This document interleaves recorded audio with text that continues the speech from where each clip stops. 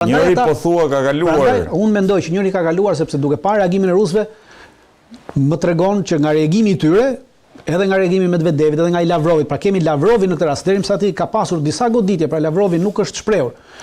Kjo shprehje e Lavrovit që po shpreh dhe po jep të dhëna teknike të kësaj, pra domethënë që një goditje ka ndodhur. Pra nuk është se dëmi do të jetë, sepse si thash pjesa ajo është nën tokë gjithë qendër komandimi, por ama një goditje në një antenë diku mund të kenë ndodhur në një gjë, pra thjesht mbritja. Dhe për llogaritja e kësaj nuk e bëjnë dot ukrainasit. Pra e kanë bërë anglezët dhe amerikanët, vetëm ata kanë kapacitetet ta bëjnë këtë. Po. Kurse ukrainasit nuk e bëjnë dot asnjë për llogaritje të kësaj. Pra është bërë për llogaritja e thjeshtë.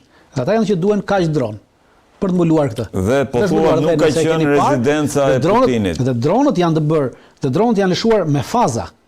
Pra nuk janë lëshuar gjithë njëkohësisht. Pra ka strategjinë e lëshimit. Janë lëshuar me fazat që të mi ngarkosh, pra secili është ndryshuar me val, pra një orë mas njëri tjetrit. Në mënyrë që të mi ngarkosh sistemi dhe të kalojë ai që ka për të kaluar. Pra ky është mënyra që bëhet. Nuk bëhet thllap, është rezidencë. Pra është rezidencë e presidentit të Rusisë.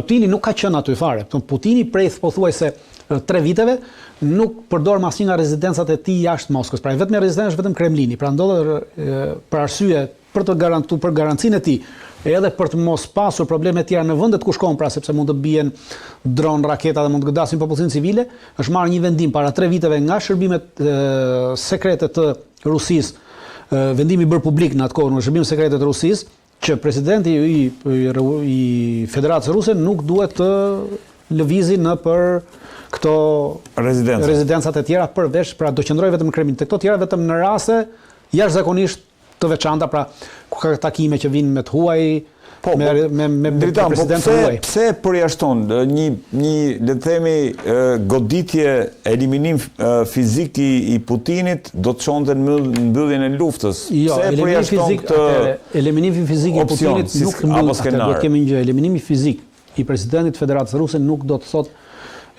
mbyllje të luftës. Eliminimi fizik i presidentit të Rusisë do të thotë që Rusia menjëherë të përdori me doktrinën e saj akt të re që ka bërë para 2 viteve presidenti i Republikës, në rast se ti vret presidenti i Republikës, automatikisht kundërpërgjigja është bërthamore. Kundërpërgjigja në rast të një atentati ndaj në rast të vrasjes të komandantit të forcave të armatosura që është presidenti i Republikës i Federatës, automatikisht përgjigja ruse është bërthamore, pra nuk lë ekuivok ajo, e përcakton qartësisht. Në moment e eliminimit në sekond në Ukrainë ka armë bërthamore taktike dhe fshin Ukrainën komplet edhe çfarë do, edhe çdo kënd tjetër që ka marrë pjesë në këtë proces. Pse mendon se nuk e kanë këtë projekt? Unë mendoj që ukrainësit dhe anglezët e kanë këtë projekt, sepse këta janë disfatista, pra anglezët në tërësi kanë qenë disfatista dhe duke qenë se anglezët tashmë janë kthyer në një vend të botës së tretë, pra nuk është më, pavarësisht se janë pjesë e Evropës, por janë në një vend të botës së tretë, edhe nga ana ushtarake, edhe nga ana ekonomike, edhe nga ana sociale. Nuk është më ajo Anglia që ka qenë, dhe janë me atë idenë atij që të mbyturit që po ika una pas me, pra idenë që kishte edhe atë që thoshte që e ka shkruar Çajupi i Madh, thotë te sultani, thotë pas me në këtë jetë guri mbi gur mos mbet. Pra duke qenë se neve do ikim për lesh, le t'i vijë edhe gjithë bota pas nesh, se nuk ka pse rrim. Sepse ne jemi, sepse ata e kanë bazuar gjithçka mbi absolutizmin moral. Pra neve jemi vetëm ata cilët jemi më të mirë dhe kemi drejt të jetojmë me vetë, po si ishim neve, s'ka pse të jenë edhe tjerët. Edhe le të shkojmë në luftë bërthamore. Dritan, ndërkohë si vlerësove bisedat se në Mar-a-Lago ka padur 2 takime të rëndësishme. Bisedat midis Zelenski dhe presidenti Trump ishte një bisedë deri diku normale, nuk pati, pra Zelenski nuk arriti ato çfarë ai kërkonte të arrinte.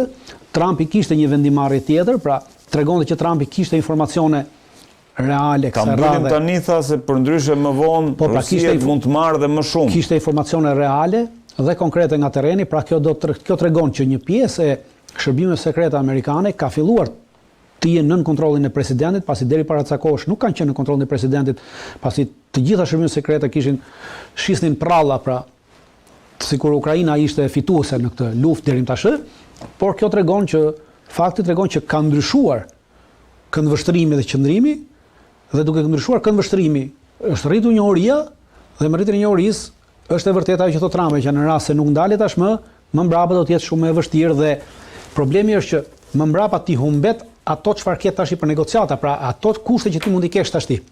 Pra ti mund të kesh disa favorizime tash për shkak të gjendjes së terren.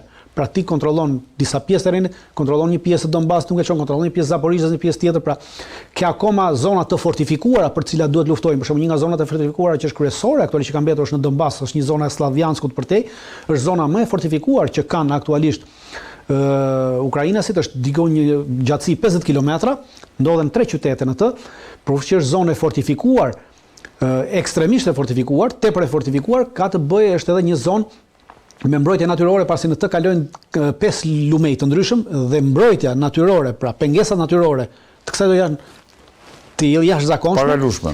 Ka edhe këneta në të, ka edhe pyje rreth e rreth. Pra është një zonë për të cilën aktualisht rusët e kanë filluar të bëjnë veprime rreth kësaj zone dhe kjo do ndryshojë edhe taktikën dhe operacionet e luftës në të ardhmen në të tilla zona, sepse nuk di se si do të kalojnë këtë zonë. Pra është shumë interesante për të parë dhe në rast se vazhdojë të luftë, unë jam i bindur që pa 6 muaj rusët nuk mund të kalojnë këto pengesa dhe të arrijnë të marrin të paktën njërin nga këto qytete në këtë trekëndësh. Dhe të kemi parasysh që është një trekëndësh midis 3 qyteteve dhe ky trekëndësh midis 3 qyteteve parafshit 2 qytete janë paralel, një qytet është më mbrapa. Ky qytet që është më mbrapa është më i ngritur në anën gjeografike, pra që ndodhet diku rreth 200 diçka metra i ngritur mbi nivelin e detit, më lart me këto dhe komplet fortifikimet në këto 3 qytete janë bërë të nëndheshme.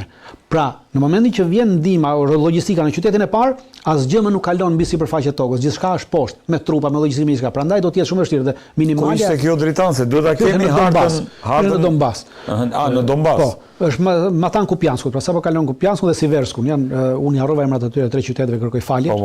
Pa problem. Dhe jo është tjetra që për ta parë gjën më mirë. Po, kjo është tjetër mirë. Pra, Slovjansk Kramatorsk, është edhe një tjetër këtu, pra, është ky Slovjansk Kramatorsk, këto janë kryesorët dhe kjo zona këtu, komplet kjo zona këtu. Kjo këtu është një lërrezë kaq për 50 kilometrash. Pra kjo është baza kryesore për të marrë Donbasin. Pra ky 50 kilometrash. Dhe ky 50 kilometra dhe pas këtij 50 kilometrashi nuk ka më zona të merret ajo që është përcaktuar. Po sepse Donbasi është deri këtu, pra shihni Donbasin. Pra kjo e pengon përparimin e forcave ruse. Në rastin që në momentin që kjo thyet, kjo bie, nuk ka më zona të fortifikuara dhe pengesa që të ndalin forcat ruse për të arritur deri në kufirin administrativ Donbasit. Dhe siç e shihni, forcat ruse janë ndalur këtu dhe kanë filluar këtë rrethimin xhepi sepse është e pamundur që ta sulmosh dhe ta marrësh të. Për këtë, por edhe kjo ti jeni të bindur që pa 6 muaj nuk mundet të vinë forcat deri në këtë aspekt që ta rrethojnë. Pra minimalja duhet 6 muaj dhe prandaj Trumpi thotë që në këto momente ti ke mundësi, pra ke karta që ti të bisedosh. Në momentin që të humbet ti s'ke asnjë kartë të bisedosh. Pra nëse ulesh tavolinë pas kësaj, ti s'ke çfarë mban. Pra këtu është gjithë problemi me saj, me vazhdimin e luftës. Këtu ke çfarë negocion. Me vazhdimin e luftës ti humbet mundësinë e negocimit në tavolinë. Pra e qëndrimit në negociata. Pra e ke më të vështirë të negociosh sepse terreni nuk ta detyron. Pra ajo çfarë tregon terreni. Dritan, ndërkohë në fakt do doja ta vazhdonim prap këtë çështje, po e kemi pak kohën e limituar sot. Ka qenë dhe Netanyahu në Mar-a-Lago, takimi paralajmëruar, dihet se çfarë ka kërkuar, është shprehur sigurisht çështja kryesore ka qenë çështja e fillimit fazës 2 në Gaza, pra çarmatosja e Hamasit. Trump ka ripërsëritur të njëjtat deklarata. Kemi situatën me Iranin, me raketat balistike të Iranit. Gjithashtu bëhet fjalë dhe për F-35-at me të paktën kemi lexuar. Si e vlerësove këtë takim? Ishte takimi i 6, domethënë nuk ka ndodhur kurrë një intensitet takimesh të një niveli kaq të lartë midis Trump edhe Netanyahut.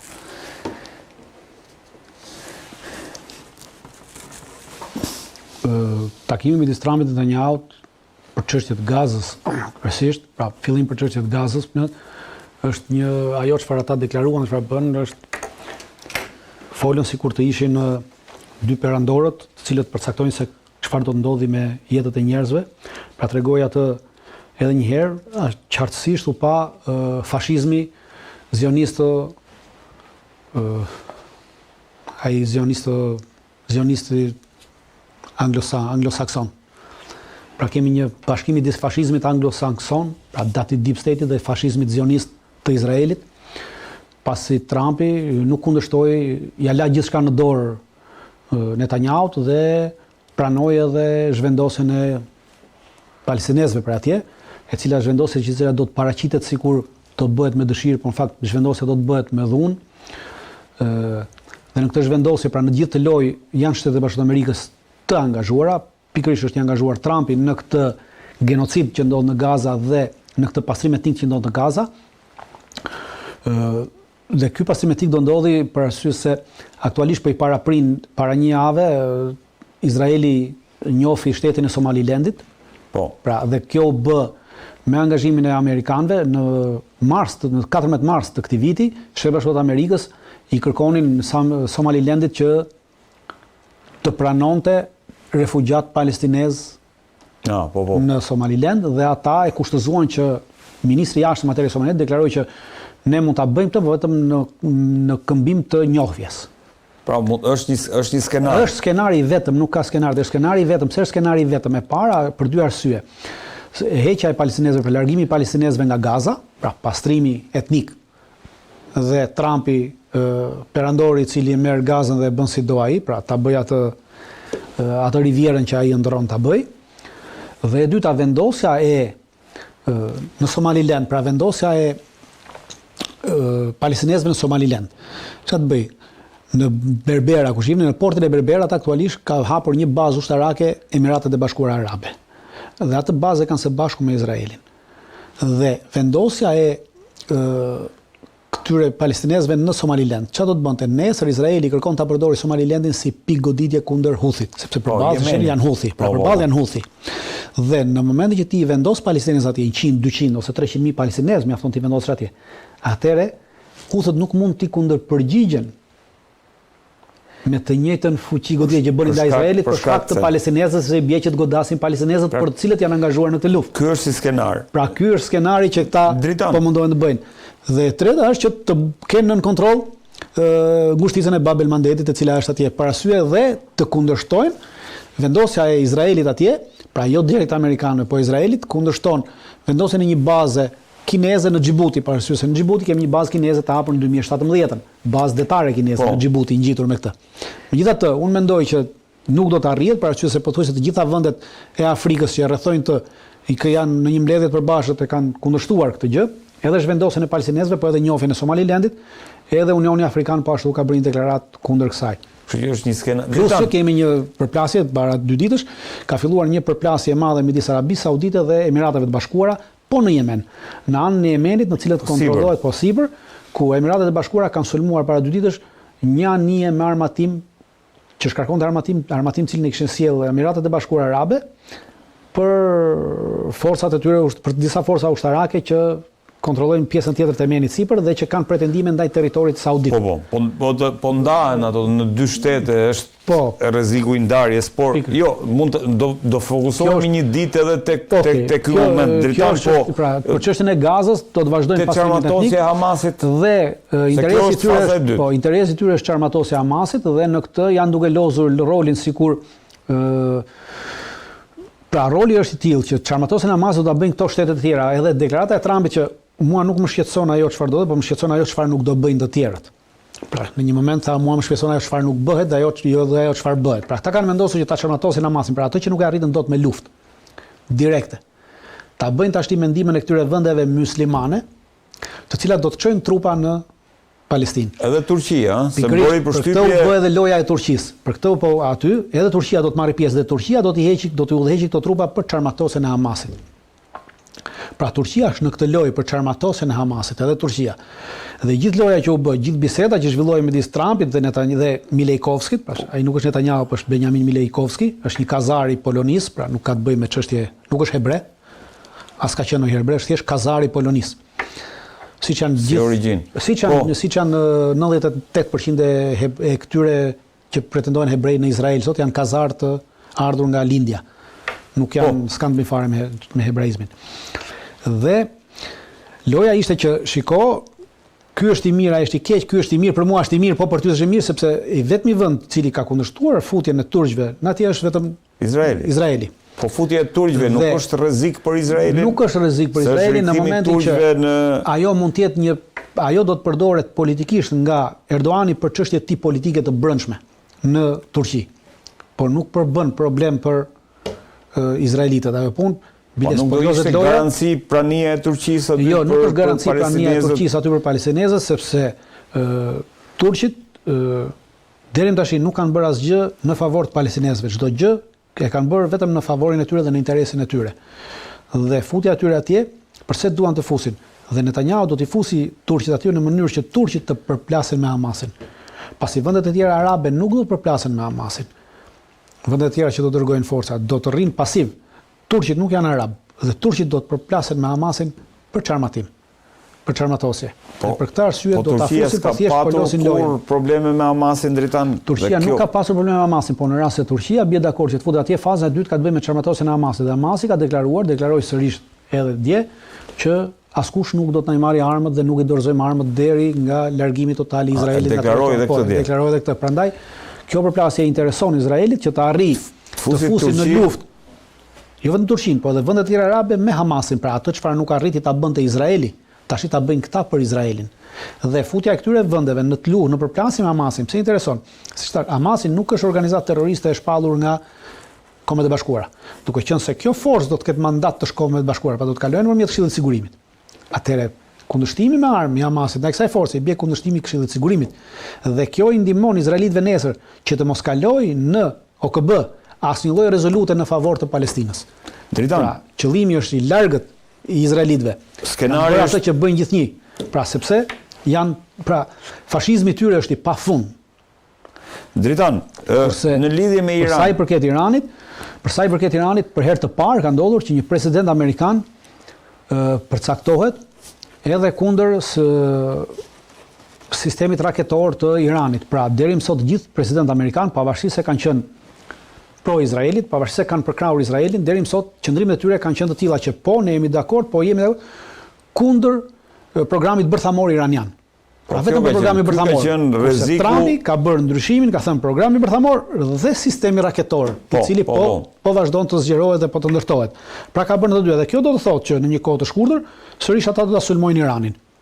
Do ta sulmojnë Iranin. Absolutisht do ta sulmojnë Iranin. Irani është qendër nevralgjike, pra për arsye pse ata do sulmojnë Iranin nuk është vetëm, pra ata do gjejnë çfarë do këto janë arsye për të gjetur, sebete. Por arsyeja pse ta sulmojnë Iranin, sepse Irani është qendra që lidh gjithçka. Pra si shihni, Irani lidh, kontrollon, pra me kufi kontrollon. Me kufi kontrollon Irakun, me kufi kontrollon Pakistanin, me kufi kontrollon detin e Zi, kontrollon Turqinë. Pra është lidhja që bëhet me Azinë juglindore, lidhja që vjen nga Kina, lidhja që vjen nga Rusia, nga qendra e Azisë, lidh me Azinë perëndimore, lidh me Afrikën, pra Irani është gjithë qendra që kalon. Dhe plus është vendi i katërt në botë për rezervat natyrore të naftës dhe vendi i dytë në botë për rezervat natyrore të gazit. Vendi i dytë në botë. Po, për rezervat natyrore të gazit, plus të gjitha rrugët detare kalojnë në Iran, pra Mushtica Hormuzi, Persik, ku kalon 20% e naftës botërore që nxirret nga Iraku kalon këtu, pra. E qartë, e qartë. Pra të gjitha rrugët tregtare kalojnë këtej. Pra të gjitha rrugët tregtare toksore kalojnë në Iran, kontrollon detin Kaspik këtu, dhe kontrollimi i detit Kaspik do të thonë që ti të kontrollosh edhe Rusinë nga mbrapa. Pra Irani ka qenë jetëve jo vetëm sot, dhe rrëzimi i qeverisë Iran dhe marrja e Iranit nga një qeveri vasale, kukull, do të thoshte që ti të kontrollosh. Do të diskutojmë.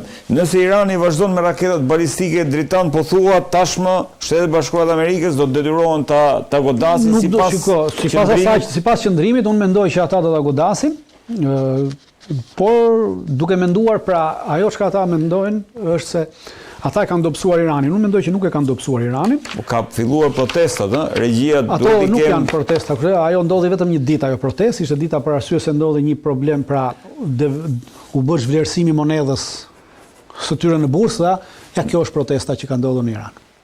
Në rast se kjo quhet një protestë masive dhe që bllokon dhe që rrezon qeverinë. Po ka dhe pamje, duhet të kemi edhe pamje të tjera. Kjo është protesta që ka ndodhur dhe edhe kjo protestë është nxitur kjo protestë është nxitur nga Mossadi, për arsye se Mossadi izraelit në faqen e tij në X në gjuhën farsi ka bërë thirrje gjithë iranianëve që të dalin biles tashmë. Pahlavi kishte bërë deklarata. Pahlavi dhe Mossadi thirrjen e ka bërë haptazi duke thënë që ju uftojmë të dilni në rrugë për arsye se edhe neve jemi me juve aty në rrugë. Dhe Mossad i Izraelit. E pashte Jerusalem Post që kishte shumë qëndrime për sa i përket mendime, për sa i përket se çfarë është kjo protestë. Pra nuk kemi të bëjmë me një fillimin e nuk kemi të bëjmë me asnjë gjë të tillë. Domethënë ajo që pretendohet pakën te Jerusalem Post ishte që kur ngrihen ato ishte një stres sociale, bazar që quhej, kur ngrihen këta zakonisht tregtarët e mesëm ta që shesin, por nuk është nuk kemi të bëjmë, nuk është ky rasti. Asnjë gjë politike me asnjë gjë tjetër. Janë ngritur për shkak të për shkak sepse u zhvletësua monedha iraniane dhe zhvletësimi që psoi monedha iraniane për shkak të një gabimi të bankës qendrore iraniane, sjelli dëmtim tek ta, por është zëvendësuar drejtori i Bankës Qendrore Iraniane dhe është hequr dhe është vendosur ish ministri i financave që ka qenë para ministri i vjetër i financave, që mbahet si ekspert i financave në Iran, dhe mendoj që do ta rikthejnë sërish gjendjen. Pra, shteti do t'i kompensojë tregtarët për humbjen e tyre dhe kjo e mbyll çështjen. Pra, Irani ka kapacitet. Jo, unë e lidh me faktin që këtë ndryshimin e Trumpit për sa i përket raketave dhe mundësisë së një goditje të Iranit, mund të jetë një kombinim. Goditja nuk ka të bëjë, ata po mendojnë protestave nga brenda dhe jo, nuk ka të bëjë, nuk e rrezojnë dot në aspektin e cënimit. Pra, kjo ka ndodhur për shkak se janë cënuar njerëzve të ardhurat. Okej. Por në momentin që dhe plus gjatë